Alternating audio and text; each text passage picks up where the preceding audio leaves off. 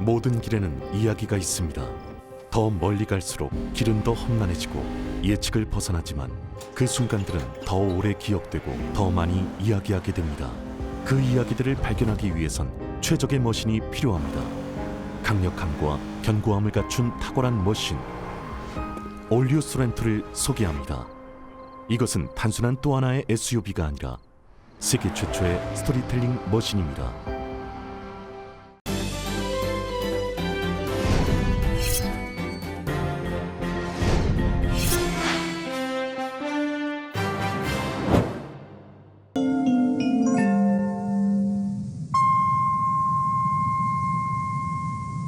새봄 새희망 라디오 서울이 함께합니다.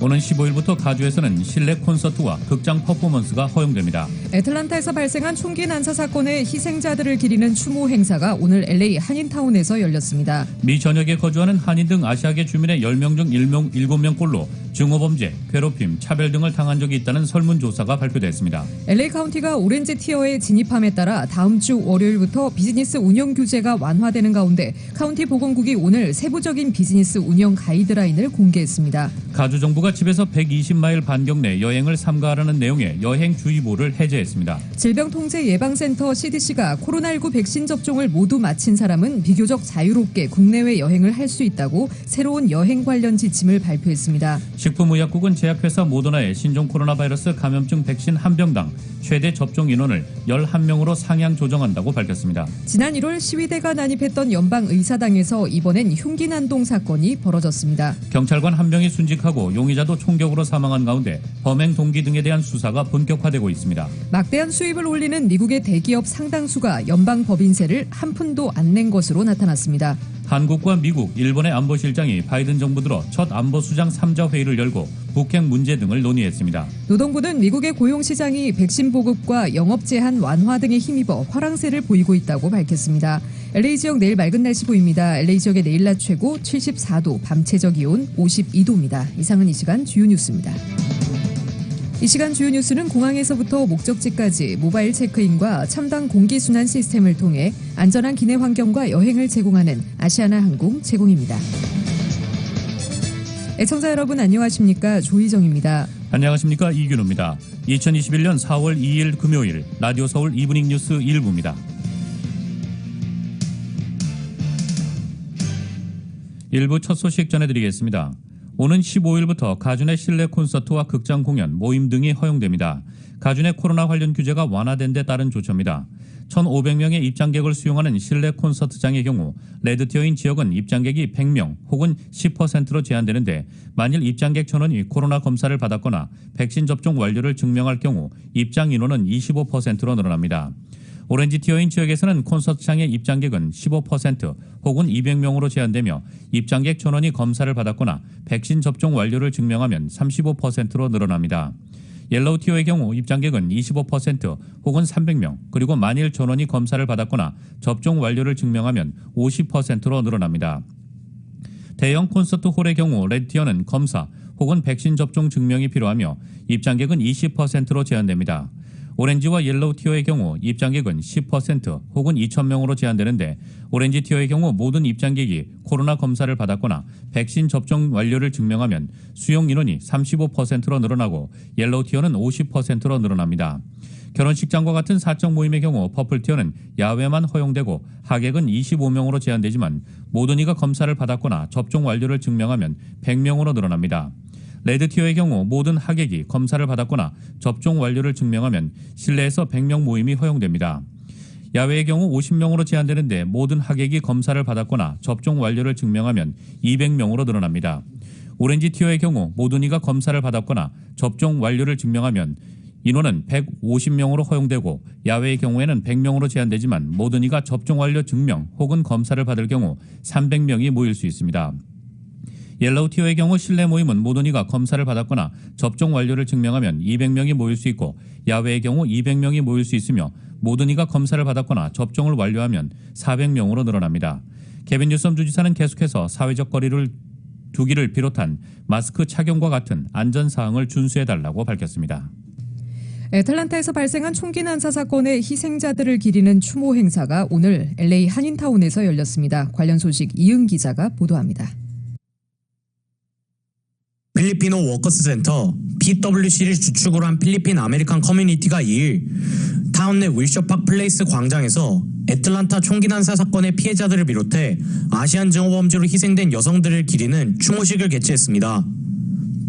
추모식에서는 애틀란타에서 발생한 총기 난사 사건으로 사망한 한인 등 6명의 아시안 여성들, 그리고 날로 늘어가는 증오범죄로 인해 희생된 여성들의 넋을 기리는 한편 아시안 증오범죄, 인종차별을 규탄했습니다.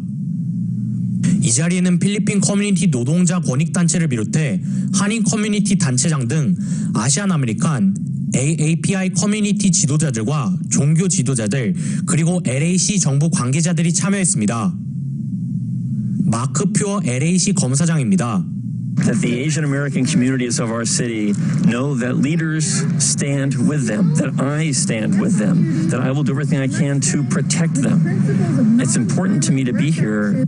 이날 추모식에 연사로 참석한 한인타운 청소년회관 KYCC 스티브 강 대외협력 디렉터는 한 살 배기 딸아이의 아버지로서 후세들에게 아시안 증오로 물든 세상에서 살게 할 수 없다는 생각에 아시안 증오가 뿌리내리지 못하도록 앞장서야 한다는 결심이 공고해졌다고 밝혔습니다. 정말 다양한 타아시안 그리고 타인종 단체들이 모였는데요. 오늘 행사처럼 앞으로 이제 계속 이어갈 예정인데요. 아시안 커뮤니티는 당연히 동참을 해야 되고 이제 흑인 또는 라티노 커뮤니티와 동참할 예정입니다. 남가주와 애리조나의 32,000명의 노동자들을 대표하는 United Here 로컬 11의 수잔 미나토 공동대표는 애틀란타 사건 당시 용의자를 옹호하는 경찰관의 망언에 증오범죄 희생자로서 너무나 힘겨운 시간을 보내왔다며 이제는 맞서 싸워야 한다는 입장을 전했습니다. So all I'm here to say is I'm not going to put up with it anymore, and I don't think anybody here is either. So let's take our love and our anger and our skill. 제임스 한 LA 한인 회장은 증오범죄로 사망한 여성들의 추도식을 주도한 필리핀 커뮤니티에 감사한 마음을 전했습니다.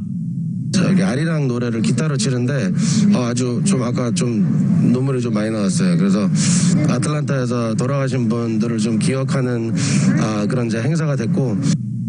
페이스의 임혜빈 대표는 아시안 여성들의 입장을 전하고 목소리를 전달할 수 있는 기회를 갖기 위해 추도식에 참여했다고 밝혔습니다. So I was just talking to the city attorney, and so in that way, I was sharing about whether it's. 이날 추모식에는 한인을 비롯한 많은 아시안계 주민들이 참석했으며 증오범죄의 희생자들을 추모하기 위해 묘목에 리본을 묶는 행사도 진행했습니다. ABC, MBC 등 주류 매체들도 이날 추모식 행사를 취재하며 뜨거운 관심을 보였습니다. 라디오 서울 뉴스 이은입니다. 가주정부가 집에서 120마일 반경 내 여행을 삼가라는 내용의 여행주의보를 어제자로 해제했습니다. 하지만 주 보건당국은 여전히 주민들에게 가주 내 백신 접종률이 더 높아지기 전까지는 해외나 타주 지역으로 가급적 여행을 삼가하도록 권고했습니다. 질병통제예방센터 측은 비필수 혹은 레저 목적 여행의 새로운 권고사항에 여행객들이 백신 접종을 받았어도 여행 전후로 코로나19 테스트를 받는 것을 포함했습니다. 즉 2차 백신 접종을 완료하지 않은 가주민들 또한 권고사항 대상자들로 검사 결과가 음성으로 나와도 7일간의 자가격리를 해야 하고 검사를 받지 않을 시 자가격리 기간은 열흘로 늘어납니다. 코로나 검사는 여행 전 1일에서 3일, 여행 후 3일에서 5일 사이에 이루어져야 하며 새로운 변이 코로나 바이러스 전파를 우려해 타주 혹은 외국인의 가주를 방문하지 않을 것을 권고했습니다. 업데이트된 권고사항들은 지난 1월 6일 여행주의보보다 한층 더 엄격해졌습니다. 미 질병통제예방센터 CDC가 코로나19 백신 접종을 모두 마친 사람은 비교적 자유롭게 국내외 여행을 할 수 있다고 새로운 여행 관련 지침을 발표했습니다. 하지만 낮은 위험을 감수하고 여행을 할 수 있다는 뜻이지 여행 자체를 권고하는 것은 아니라고 신중한 모습을 보였습니다. YTN의 보도입니다. 미국 질병통제예방센터 CDC는 부활절 연휴를 앞두고 백신 접종자들에 대한 새로운 지침을 발표했습니다. CDC는 먼저 완전하게 백신 접종을 받은 사람들은 코로나 바이러스에 대한 검사를 받지 않고 국내외에서 비교적 자유롭게 여행할 수 있다고 지침을 개정했습니다. CDC가 말하는 백신 접종을 마친 사람은 화이자 바이오엔테크나 모더나의 백신 2회차분을 맞은 지 2주가 지난 사람 또는 존슨앤존슨의 백신을 접종한 지 2주가 지난 사람을 가리킵니다. For example, fully vaccinated grandparents can fly to visit their healthy grandkids without getting a COVID-19 test or self-quarantining, provided they follow the other recommended prevention measures while traveling. 미국 내에서 예방접종을 받은 사람이 늘고 있고 예방접종이 제공하는 보호에 대한 증거들이 쌓이면서 지침을 바꾼 것이라고 CDC는 설명했습니다. 미국에서는 인구의 약 30%인 1억 명의 사람들이 적어도 한 차례 이상의 백신을 투여받았습니다. CDC는 그러나 이번 지침 개정은 낮은 위험을 감수하고 여행을 할 수 있다는 뜻이지 여행 자체를 권고하는 것은 아니라고 신중한 모습을 보였습니다. 로시엘 월렌스키 CDC 국장은 전 세계적으로 코로나19 감염자가 늘고 있기 때문에 여전히 여행을 자제하는 것이 필요하다고 말했습니다. YTN 강성욱입니다. LA 카운티가 오렌지 티어 진입에 따라 다음 주 월요일부터 비즈니스 운영 규제가 완화되는 가운데 카운티 보건국이 오늘 세부적인 비즈니스 운영 가이드라인을 공개했습니다. 정현호 기자입니다. 다음 주 월요일인 5일부터는 LA 카운티 내 식당은 실내 영업 시 수용 인원이 50% 혹은 200명 중 적은 숫자로 운영됩니다. 음식을 서브하지 않는 술집의 경우 야외 영업만 허용되고 실내 영업은 허용되지 않습니다. 술집 안에서 사회적인 거리 두기는 여전히 유지해야 하며 음료를 마시지 않을 경우에는 마스크 착용을 해야 합니다. 테이블 간격은 8피트 간격으로 하고 한 테이블당 최고 6명 인원으로 제한됩니다. 음식을 서브하지 않는 와이너리와 브루어리의 경우 실내외 영업이 모두 허용되며 수용 인원은 25% 혹은 100명 중에 적은 숫자로 허용됩니다. 테이블당 최고 6명으로 제한됩니다. 교회는 수용 인원을 50%로 제한한 상태에서 실내 운영이 허용됩니다. 그로서리와 리테일 스토어는 수용 인원을 75%로 늘릴 수 있게 되는데 그로서리 스토어의 경우 4월 15일까지는 수용 인원을 50%로 유지해야 합니다. 영화관은 수용 인원을 50% 혹은 200명 중에 적은 숫자로 허용됩니다. 미용실과 이발소, 퍼스널 케어 서비스는 수용 인원이 75%로 늘어나며 마스크를 착용해야 합니다. 고객이 서비스를 받는 도중 부득이 마스크를 벗어야 하는 경우 직원들은 N95 마스크를 착용하거나 마스크 위에 페이스 쉴드를 착용해야 합니다. 피트니스 센터는 수용 인원을 25%로 제한한 상태에서 실내 영업을 할 수 있으며 실내 풀장도 오픈할 수 있습니다. 수영할 때를 제외하고는 마스크를 착용해야 합니다.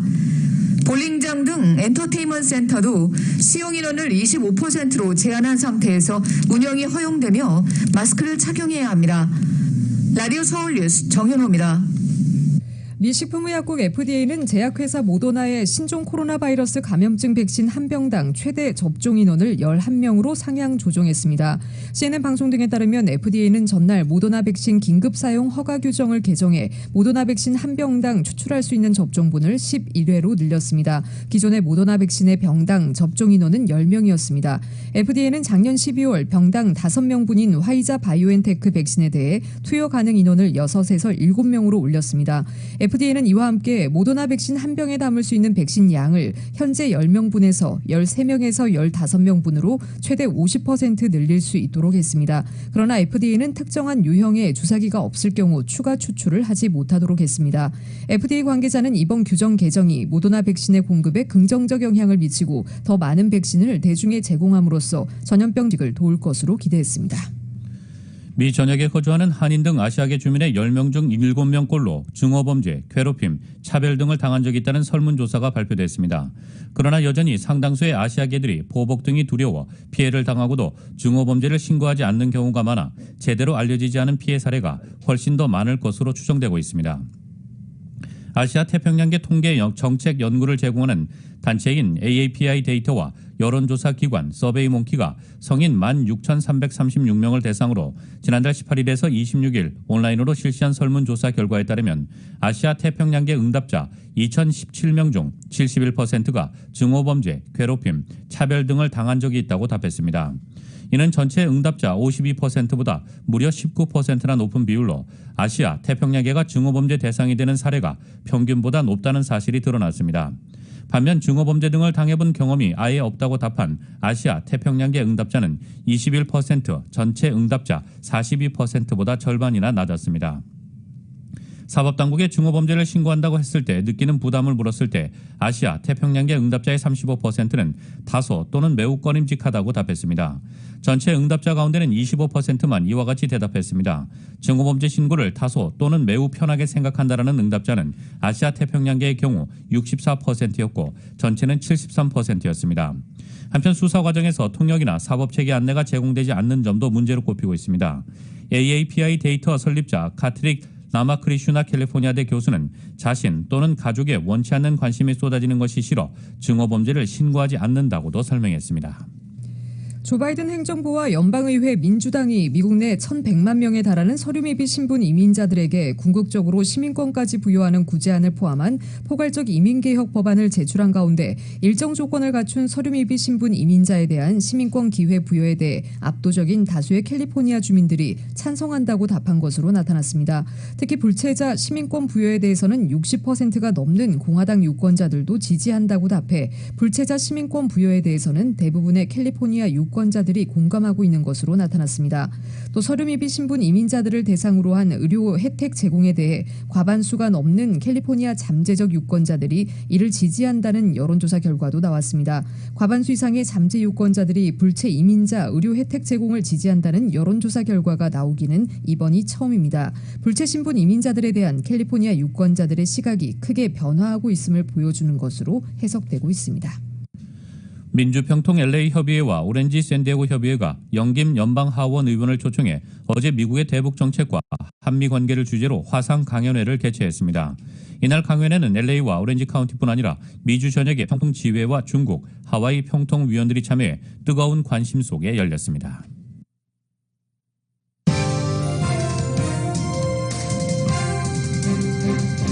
라디오 서울 이브닝 뉴스 일부 함께하고 계십니다. 이 시간은 LA와 가든그로브 두 곳에서 모시는 금강안경 검안과 1250만 불 교통사고 최고보상, 교통사고 전문 천재 변호사 리차드 호프만, 빛으로 태어나는 당신은 카우나 미인, 100% 근적외선 마스크는 카우나뿐입니다. 정직한 빛 카우나 LED 마스크 공동 제공입니다.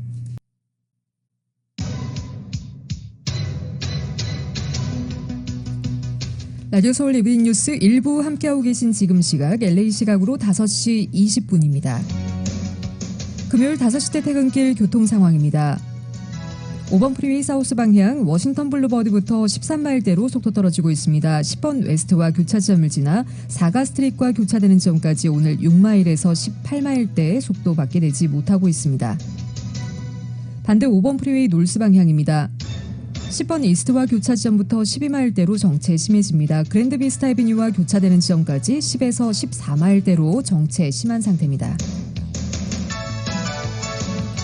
토렌스 지역을 지나는 110번 사우스 방향 버논 애비뉴와 교차 지점부터 9마일대로 정체 시작되고 있고요.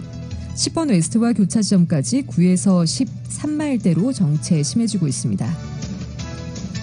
710번 사우스 방향 애틀란틱 블루버드부터 18마일대로 속도 떨어집니다. 60번 웨스트와 교차되기 바로 전 구간까지 6에서 18마일대로 부분적으로 속도 떨어지고 있습니다. 605번 사우스 방향입니다. 워싱턴 블루버드 구간부터 팽로드와 교차되는 지점까지 14마일에서 21마일대로 일반 레인과 카풀레인 모두 정체 심한 상태입니다. 405번 사우스 방향 아발론 블루버드 구간부터 오늘 오렌지 애비뉴와 교차 지점까지 8에서 18마일대로 일반 레인과 카풀레인 모두 정체 심하게 이어지고 있습니다. 405번 놀스 방향 118번 이스트와 교차되는 지점부터 5번 놀스와 교차되는 지점 쓸마 지역 지나는 5번 놀스와 교차 지점까지 5에서 9마일대로 심한 정체 현상 일반 레인 쪽에서 보이고 있습니다. 이건 지나시는 분들 참고하시기 바랍니다.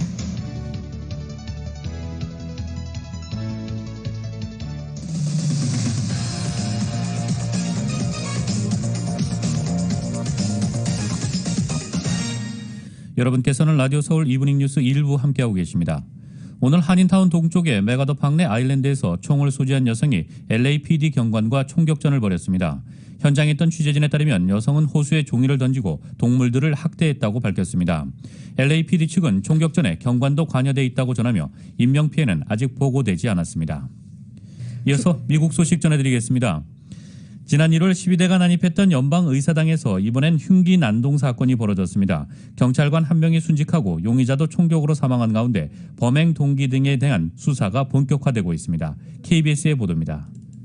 미국 현지 시간 2일 오후 워싱턴 DC 연방의사당 입구 검문소를 향해 승용차가 돌진했습니다. 운전자는 바리케이트를 들이받은 후 흉기를 소지한 채 차에서 내렸습니다. 경찰은 이 남성이 정지 명령을 무시한 채 흉기를 휘두르는 등 공격적으로 행동했다고 밝혔습니다. The suspect did start lunging toward U.S. Capitol Police officers, at which time U.S. Capitol Police officers fired upon the suspect. 이 과정에서 경찰관 2명이 피습됐으며 이 가운데 1명이 순직했고 총상을 입었던 20대 용의자 역시 숨진 것으로 알려졌습니다. 사건 발생 직후부터 보시는 것처럼 연방의사당은 출입이 전면 통제됐으며 주방위군이 추가 투입되는 등 경계가 한층 강화됐습니다. 수사당국은 정확한 범행 동기를 파악하기 위해 숨진 용의자의 신원과 함께 그동안 행적 등에 대한 수사에 착수한 상태입니다. 수사당국은 다만 현재까지 드러난 정황으로 볼 때 테러 관련성은 높지 않은 것으로 보고 있습니다. We have a responsibility to investigate that, to get to the bottom of this, whether the attack was at law enforcement or whoever. We have a responsibility to get to the bottom of it, and we'll do that. Thank you. 미 연방의사당은 올해 1월 트럼프 전 대통령 지지자들의 폭력 난입 사태 직후부터 보안이 대폭 강화됐지만 약 보름 전부터 외곽 철책을 철거하고 주방위군 일부가 철수하는 등 경계태세를 완화해 왔습니다. 워싱턴에서 KBS 뉴스 김기현입니다. 조 바이든 대통령은 취임 후 첫 2달간 역대 어느 정부보다 더 많은 일자리가 창출됐다고 말했습니다. 바이든 대통령은 오늘 백악관 연설에서 3월 비농업 일자리가 약 92만 개 증가했다는 노동부 통계와 관련해 마침내 희망이 있다고 반기며 이같이 밝혔습니다. 다만 그는 경제 회복까지 아직 갈 길이 멀다며 신종 코로나 바이러스 감염증에 대한 경계를 늦추지 말 것도 당부했습니다. 바이든 대통령은 지난 일주일간 2천만 회의 백신을 접종해 사상 최대 접종 기록을 세웠다고 밝히고 우리는 그 전선에서 상당한 진전을 이뤘지만 싸움은 끝나지 않았다고 강조했습니다. 바이든 대통령은 최근 발표한 2조 2,500억 달러 규모의 인프라 투자 계획이 의회에서 통과되면 1,900만 개의 일자리가 창출될 것이라면서 의회의 처리를 촉구했습니다. 공화당의 미치 매코널 상원 원내대표가 전날 행사에서 이건 잘못된 처방이라며 모든 단계에서 맞서 싸울 것이라고 주장하는 등 공화당은 초대형 인프라 투자 계획에 반대 입장을 밝힌 상태입니다. 조 바이든 대통령이 오늘 취임 후 처음으로 블라디미르 젤렌스키 우크라이나 대통령과 통화했습니다. 백악관은 보도자료를 내고 바이든 대통령은 돈바스와 크림반도 지역에서 계속되고 있는 러시아의 공격에 맞서 우크라이나의 주권에 대한 미국의 변함없는 지지를 확인했다고 밝혔습니다. 백악관은 이어 부패에 맞서고 개혁 어젠다를 실행하기 위한 젤렌스키 대통령의 계획을 지지하면서 바이든 대통령은 양측의 전략적 파트너십을 재활성화하기 위한 공약도 강조했다고 덧붙였습니다. 이번 통화는 우크라이나 동부 돈바스 지역에서 친러시아 분리주의 반군과 우크라이나 정부군 사이에 긴장이 고조되는 와중에 이뤄졌습니다. 우크라이나군은 지난달 27일 반군 공격으로 장병 4명이 사망했다고 밝힌 바 있습니다. 국방부도 우크라이나 동부 지역을 중심으로 러시아의 군사적 활동이 증가한다고 보고 이를 경계해왔습니다. 존 커비 국방부 대변인은 브리핑에서 우크라이나 영토에서 추가적 위반을 원치 않고 러시아의 위협을 매우 심각하게 여기고 있다고 경고했습니다. 러시아는 지난달 29일 북대서양 조약기구 영공 인근에 전투기와 폭격기를 띄웠고 나토 전투기가 이에 대응해 10차례 출격하며 긴장이 고조되기도 했습니다. 미국에서는 한국과 미국, 일본의 안보실장이 바이든 정부 들어 첫 안보수장 3자 회의를 열고 북핵 문제 등을 논의했습니다. KBS 보도입니다. 서훈 청와대 안보실장과 제이크 설리번 백악관 국가안보실장 그리고 기타무라 시게로 일본 국가안보국장 이렇게 한미일 세 나라의 안보수장들이 이곳 메릴랜드에서 회담을 가졌는데요. 안보수장들은 먼저 한미일 세 나라가 협력해서 북핵 문제 해결에 전념하겠다라는 데 의견을 같이 했습니다. 동시에 북한의 핵과 미사일 개발에 대한 유엔 안보리의 제재 등 결의사항의 완전한 이행에도 합의했습니다. 세 나라의 안보실장들은 남북 이산가족 만남의 지속과 함께 일본 측의 요구사항인 납북자 문제 해결의 중요성도 함께 논의했습니다. 이번 한미일 회담에서는 특히 대북 협상이 이루어진다면 과연 비핵화를 어떻게 정의할 것인지 또 어떤 방식으로 접근할 것인지 등에 대해서 폭넓게 논의했다는 분석입니다. 미국 측 고위 당국자는 이번 회담에서 또 반도체 문제 역시 의제에 포함한다라고 밝혔는데요. 백악관이 오는 12일 삼성전자를 비롯한 반도체 업계와의 회의를 소집한 것으로 알려진 만큼 최근 반도체 칩의 품귀 상황을 두고 미국이 대중국 견제를 위해서 한국 측의 역할을 요청했을 가능성도 있어 보입니다. 이곳에서는 한미일 3자뿐 아니라 한미 또 한일 간 양자회담도 번갈아가며 열렸습니다. 대북 정책뿐 아니라 일본 군 위안부 또 강제징용 같은 문제로 한일 관계가 경색되어 있는 만큼 한국과 일본이 이를 둘러싸고 어떤 논의를 했는지에 대해서도 관심이 쏠리고 있습니다. 지금까지 메릴랜드에서 전해드렸습니다. 국무부는 이란 핵합의 당사국들이 다음 주 오스트리아에서 합의 복원을 논의하는 것과 관련해 미국이 참여한다고 확인했습니다. 로이터에 따르면 네드 프라이스 국무부 대변인은 성명에서 미국은 이란과의 2015년 핵합의 준수로 복귀하는 것과 관련된 문제들을 확인하기 위해 유럽, 러시아 및 중국 파트너들과 회담하기로 합의했다고 말했습니다. 그는 아직 초기 단계라면서 앞으로 어려운 논의들이 있을 것이기 때문에 우리는 즉각적인 돌파구를 기대하지 않는다면서도 하지만 우리는 이것이 건전한 진전이라고 믿는다고 말했습니다. 유럽연합 대외정책을 총괄하는 대외관계청은 이날 이란 핵합의 공동위원회 참가국들이 6일 빈에서 회의를 재개하는데 합의했다고 밝혔습니다. 대외관계청은 이날 공동위원회 화상회의 뒤 이같이 밝히고 내주 회의는 제재 해제, 핵 이행 조치 문제를 분명하게 확인하기 위한 것이라고 설명했습니다. 외교관들은 이란과 미국 관리들이 내주 빈으로 올 것이지만 양측의 직접 회담은 열리지 않을 것이라고 말했습니다.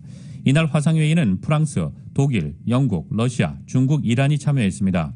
EU는 공동위원회 조정자 역할을 하고 있습니다. 모하마드 자바드 자리프 이란 외무장관도 이날 트위터에 6일 빈에서 E3+2 국가와 대면 회담을 하기로 합의했다고 썼습니다. 미국에서 흑인 조지 플로이드 살해 혐의로 재판을 받고 있는 전 경찰관 데릭 쇼빈이 일했던 경찰서의 동료가 오늘 무릎으로 목을 누르는 일이 전적으로 불필요했다고 증언했습니다. 쇼빈이 소속됐던 미니애폴리스 경찰의 살인사건 부장인 리처드 지먼맨은 이날 미네소타주 해너핀 카운티 지방법원에서 열린 재판에 증인으로 나와 이같이 말했습니다. 쇼빈에 대한 재판은 이날로 닷새째를 맞았으며 총 4주간 증인의 증언을 듣는 절차가 진행될 예정입니다. 지먼맨은 또 쇼빈이 체중을 실어 등 뒤로 수갑을 찬 채 엎드린 플로이드의 목을 9분 넘게 내리누르는 행동으로 경찰의 규정을 위반했으며 경찰은 사람의 목을 무릎으로 누르는 훈련을 받지 않는다고 증언했습니다. 지먼맨은 지난해 플로이드 사망 사건 뒤 미니애폴리스 경찰의 경찰관들이 쇼빈을 규탄하는 공개 서한을 냈을 때 여기에 서명한 바 있습니다. 조지아주의 투표권 제한법 때문에 이 지역에 본사를 둔 코카콜라와 델타 항공에 불똥이 튀었습니다. 뉴욕타임스는 코카콜라와 델타 항공이 투표권 제한에 반대 입장을 표명한 뒤 공화당 정치인으로부터 공격을 받고 있다고 보도했습니다.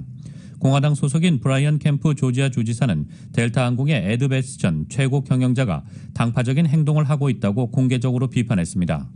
앞서 베스 전 CEO는 델타 항공 직원들에게 지난해 대선에서 부정투표가 이뤄졌기 때문에 투표권을 제한하겠다는 논리 자체가 거짓말이라는 내용의 메모를 보냈습니다.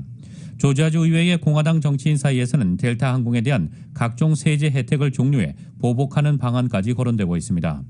공화당 소속인 마르코 루비오 상원 의원은 델타 항공과 코카콜라를 향해 위선적이라고 비판하는 동영상을 공개했습니다. 트럼프 전 대통령의 최측근인 스티븐 밀러 전 백악관 선임 보좌관은 트위터에 선출되지 않은 다국적 기업이 공개적으로 선거에 대한 미국 각 주의 주권과 권리를 공격하고 있다고 목소리를 높였습니다. 코카콜라와 델타항공 입장에선 곤혹스러울 수밖에 없는 상황입니다.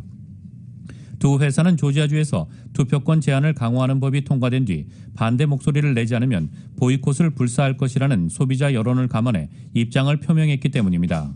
한편 조지아주에 본사를 둔 또 다른 대형 기업인 UPS는 논란을 피해갔습니다.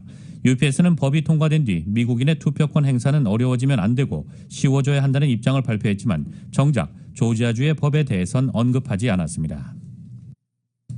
막대한 수입을 올리는 미국의 대기업 상당수가 연방법인세를 한 푼도 안 낸 것으로 나타났습니다. 뉴욕타임스는 오늘 조세경제정책연구소 보고서를 인용해 미 대기업 중 최소 55곳이 수십억 달러의 수익에도 불구하고 지난해 연방법인소득세를 전혀 내지 않았다고 보도했습니다. 경제전문지 포천이 선정한 500대 기업을 대상으로 한 연구에서 이들 기업은 세법에 명시된 합법적인 공제 또는 면제 조항을 다양하게 활용한 것으로 드러났습니다. 유명 소프트웨어 업체인 세일즈포스와 대형 전력회사 콘 에디슨 등이 작년 세금을 전혀 내지 않은 기업으로 보고서에 이름을 올렸습니다. 특히 페덱스와 나이키, 듀크 에너지 등 26개 기업은 지난해뿐 아니라 지난 3년간 연방 법인 소득세를 내지 않거나 오히려 수백만 달러 규모의 세금 환급을 받았다고 연구소는 지적했습니다. 이들 기업이 3년 동안 총 770억 달러의 합산 수익을 거뒀다는 점을 고려할 때 더욱 충격적인 결과입니다. 미국이 아프가니스탄 주둔 미군의 전쟁 범죄 의혹 수사에 반발해 전임 트럼프 정부 때 국제형사재판소 검사장 등에게 가했던 제재를 해제했습니다. 토니 블링컨 국무장관은 성명을 통해 파수 벤수다 ICC 검사장과 ICC 내 관할권 담당 부서장인 파키서 모초초코에 대한 제재를 해제했다고 밝혔습니다. 2019년 일부 ICC 관계자들에게 부과한 비자 제한 역시 취소했습니다. 블링컨 장관은 이번 결정은 해당 조처가 부적합했고 효과적이지 못했다는 평가에 따른 것이라면서도 미국은 여전히 아프가니스탄과 팔레스타인 상황과 관련한 ICC의 조처에 강력하게 반대한다라고 강조했습니다. 이어 다만 제재를 부과하기보단 ICC 절차와 관련된 모든 이해 당사자와 협의하는 게 이런 우려에 대처하는 더 나은 방식이라고 믿는다고 설명했습니다. 트럼프 전 정부는 지난해 ICC가 아프간 내 미군의 전쟁 범죄에 관한 수사에 나서자 벤수다 검사장과 모초초코 부서장을 제재 대상으로 지정했습니다. 이에 따라 두 사람은 미국 여행 제한과 미국 내 자산 동결 등 제재를 받았습니다. 미국은 자국이 ICC 회원국이 아니기 때문에 미군에 대한 조사는 주권 침해라는 입장입니다.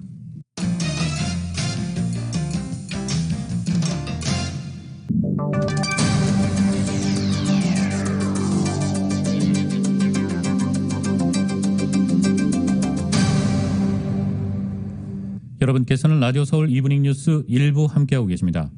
한국 소식 전해드리겠습니다. 더불어민주당이 보궐선거를 코앞에 두고 부동산 정책에 대한 반성과 함께 규제 완화 카드들을 잇따라 내놨습니다. 이미 국민의힘이 규제 완화 이슈를 주도하는 상황에서 민주당의 태세 전환이 선거에 도움될지 의문인 가운데 보궐선거 이후 후폭풍에 대한 우려도 커지고 있습니다. YTN의 보도입니다. 정부 여당은 주거의 현실을 제대로 보지 못했고 정책을 세밀히 만들지 못했습니다. 무한 책임을 느끼며 사죄드립니다. 4월 보궐선거를 앞두고 민주당 지도부는 잇따라 고개를 숙였습니다. 성난 부동산 민심이 좀처럼 가라앉지 않는 상황에서 김상조 전 청와대 정책실장과 박주민 의원의 임대료 인상 논란 악재까지 겹쳐 돌파구가 보이지 않는 상황입니다. 뜻밖의 상황으로 돌아가자 반성과 함께 규제 완화 얘기까지 심심치 않게 나옵니다. 가장 최근에 나온 게 바로 주택담보대출 비율 LTV와 총부채 상환 비율 DTI 규제 완화입니다.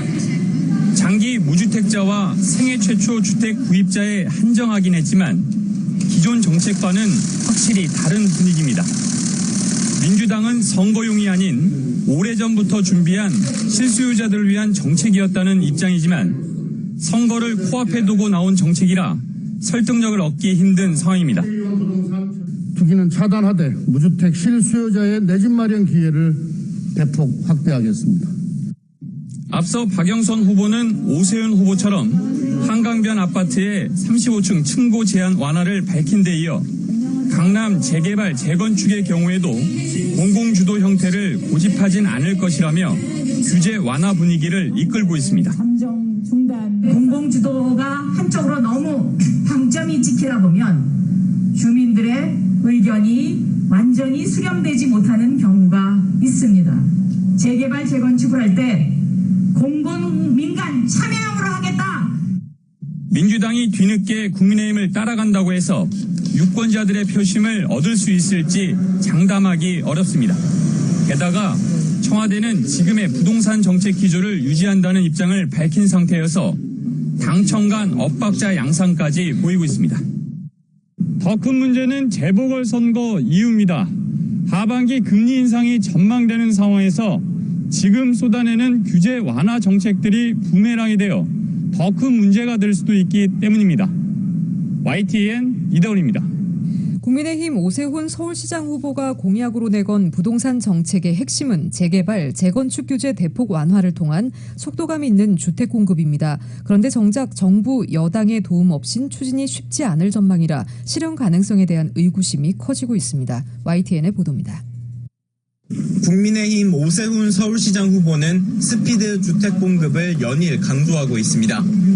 향후 5년 안에 모두 앞에 36만 호를 공급하겠다는 건데 특히 이 가운데 18만 5천 호는 규제 완화를 통한 민간 주도의 재개발, 재건축으로 공급한다는 계획입니다. 목동과 상계동, 여의도와 강남 등 대상지까지 콕 집어 언급하기도 했습니다. 시장이 되면 바로 한 달 내에 초스피드로 신속한 주택 공급을 시작하겠습니다. 오 후보의 공약처럼 재개발, 재건축을 활성화하려면 용적률과 층수 규제 완화가 필요한데 이를 위해선 조례와 기본계획을 고쳐야 합니다. 서울시의회의 동의와 의결이 필수적이라는 건데 현실은 녹록지 않습니다.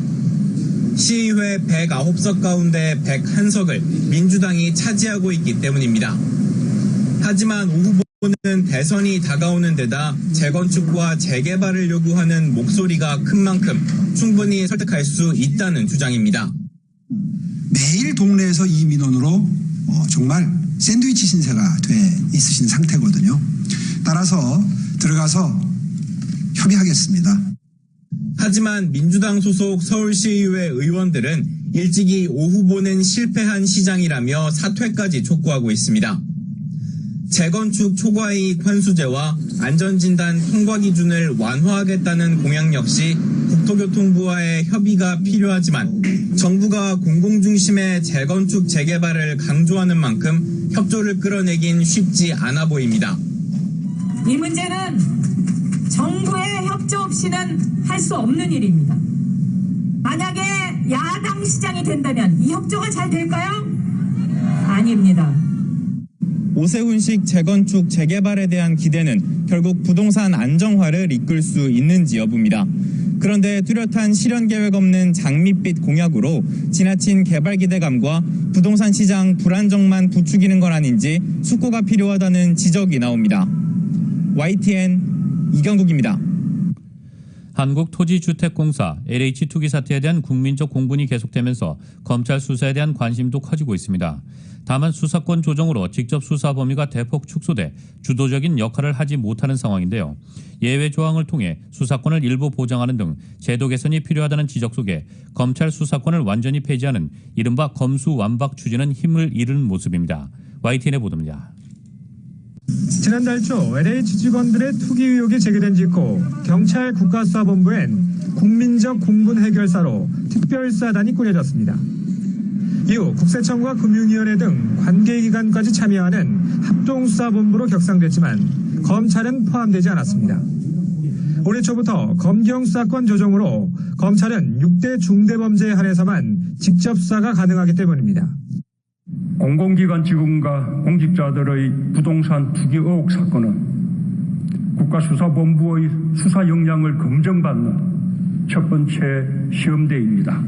검찰을 비롯한 관계기관과의 유기적 협력을 통해 그러나 공직자들의 관련 투기 의혹이 눈덩이처럼 불어나는 상황에서 검찰의 참전을 요구하는 목소리가 더욱 커지자 정부는 사실상 한 발 물러섰습니다. 합동수사본부 규모를 2배로 확대하면서 검찰의 직접 수사 길도 열어놨습니다. 검찰은 법이 허용하는 범위 내에서 적극적으로 직접 수사를 할 것입니다. 정부 방침에 호응하기 위해 대검찰청은 화상검사장회를 개최하고 전국 43개 검찰청엔 부동산 투기 전담수사팀이 꾸려졌지만 검찰 일선에선 볼멘 소리가 터져나옵니다. 투기 공직자들에 대해 전원 구속하고 법정 최고형을 구형하라는 지침을 내렸지만 경찰과 긴밀하게 협의한다던 기존 방침과 크게 다를 게 없다는 반응입니다.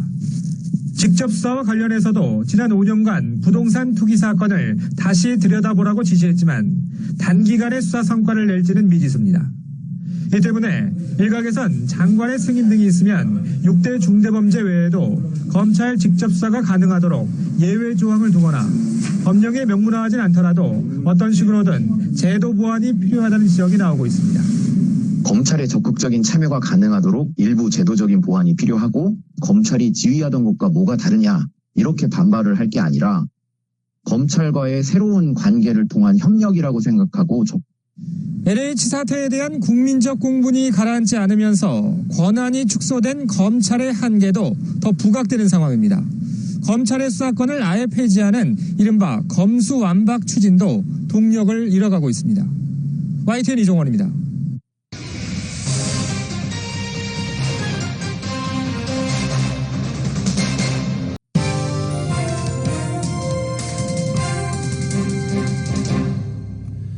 이어서 경제 소식 전해드리겠습니다. 신종 코로나 바이러스 감염증 사태의 충격을 가장 크게 받았던 뉴욕시 맨해튼 주택시장이 부활의 기지개를 켜고 있습니다. 월스트리트저널은 부동산 분석업체 어벤딕스를 인용해 3월 한 달 동안 맨해튼의 주거용 부동산 1,500여 채가 매매 계약됐다고 보도했습니다. 월별 매매 건수로는 14년 만에 가장 많은 수치라고 어벤딕스는 밝혔습니다. 1분기 전체로 넓혀봐도 올해 들어 맨해튼 주택시장의 회복세가 뚜렷하게 감지됩니다. 부동산 중개업체인 코코란 그룹에 따르면 올해 1분기 맨해튼 내 주택 계약 건수는 3,700여 건으로 전년 동기보다 58% 급증했습니다. 1분기 기록으로는 27년 이후 최대치입니다. 이는 코로나19 대유행 초기 미국 내 진원지였던 뉴욕을 떠난 수요자들이 돌아오고 있다는 신호로 해석되고 있습니다. 어벤딕스의 공동 창업자인 노아 로렌블렛은 월스트리트저널에 맨해튼에서 고무줄 효과가 나타나고 있다며 작년에 잘못된 방향으로 당겨진 고무줄이 이제 반대 방향으로 다시 날아가고 있다고 말했습니다. 낮은 주택담보대출 금리와 예년보다 떨어진 맨해튼 집값 때문에 수요자들이 다시 몰리는 것으로 분석되고 있습니다. 특히 백신 보급에 힘입어 뉴욕의 경제 활동이 정상 궤도에 오를 것이라는 기대감이 주택시장에 호재로 작용하고 있다고 밝혔습니다. 미국의 고용시장이 백신 보급과 영업 제한 완화 등에 힘입어 화랑세를 보이고 있습니다. 미 노동부는 3월 비농업 일자리가 91만 6천 개 늘어났다고 오늘 밝혔습니다. 지난해 8월 이후 최대폭 증가로 올해 들어 3개월 연속 오름세를 이어갔습니다. 전문가 전망치 66만 개 증가도 크게 웃돌았습니다. 모든 업종에 걸쳐 일자리가 늘어난 것으로 나타났습니다. 특히 신종 코로나 바이러스 감염증 대유행의 타격을 가장 크게 받았던 레저와 접객업에서 28만 개 일자리가 증가했습니다.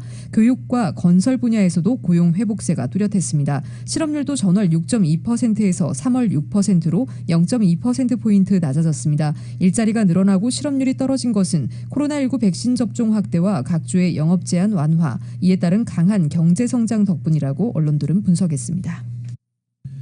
전기회사 테슬라가 전 세계 자동차 업계를 덮친 반도체 부족 사태에서도 시장 전망치를 웃도는 실적을 낸 것으로 나타났습니다. 테슬라는 올해 1분기 전 세계에서 18만 4,800대를 고객들에게 인도했다고 밝혔습니다. CNBC 방송과 AP에 따르면 지난해 1분기 8만 8,400대에서 2배 이상 급증한 수치입니다. 직전 분기인 작년 4분기보다도 소폭 증가했습니다. 1분기 고객 인도량은 금융정보업체 팩트셋이 집계한 전문가 전망치 16만 8천 대보다 많습니다. 대부분은 모델 3와 모델 Y고 모델 S와 모델 X는 지난 분기에 2,000대가량 고객들에게 인도된 것으로 집계됐습니다.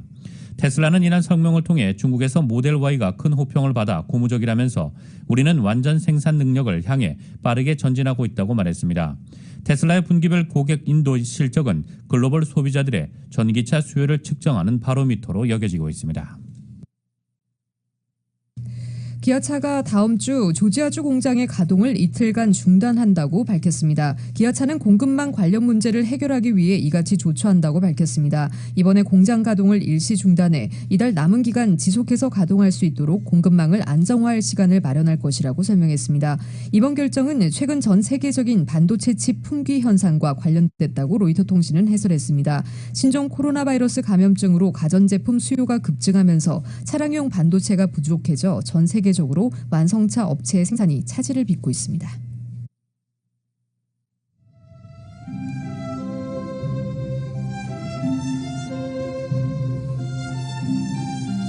4월 2일 금요일 오늘 밤과 주말 날씨입니다. 토요일인 내일 맑은 날씨 보입니다. 낮 기온 오늘보다 2도가량 내려가겠습니다. 일요일인 모레는 부분적으로 약간 구름진하지만 낮 기온 오늘과 같겠습니다.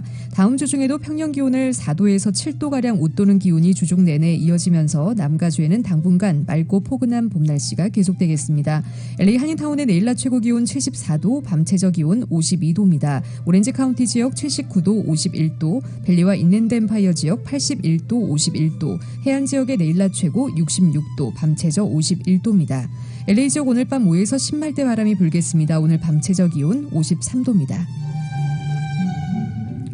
한국은 주말인 오늘 전국에 다소 많은 비가 내리겠습니다. 서울의 오늘 낮 최고 기온 화씨 65도, 밤 최저 기온 화씨 47도입니다. LA 시각으로 5시 52분입니다. LA 지역의 현재 기온 71도, 습도 49% 나타내고 있습니다. 라디오 서울 이브닝 뉴스 1부 이 시간은 LA와 가든그로브 두 곳에서 모시는 금강안경 검안과 1250만 불 교통사고 최고보상, 교통사고 전문 천재 변호사 리차드 호프만, 빛으로 태어나는 당신은 카우나 미인, 100% 근적외선 마스크는 카우나뿐입니다. 정직한 빛 카우나 LED 마스크 공동 제공이었습니다. 잠시 후 6시 라디오 서울 이브닝 뉴스 2부가 방송됩니다.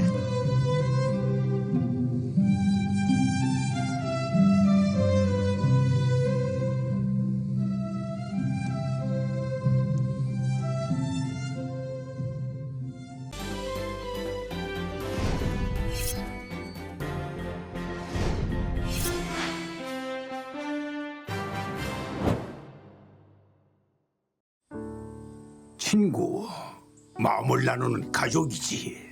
젊을 때나 지금이나 함께 같은 세월을 살아가는 게 참 소중해. 한결같이 옆에서 성실하게 있어줘서 든든해. 한 번 더 걷고 한 번 더 웃어야지 건강하게. 아프지 말고 넘어지지 말고 건강하게 신영 화이팅! 한결같은 성실함으로 건강 버팀목이 되어주는 서울 메디칼 그룹.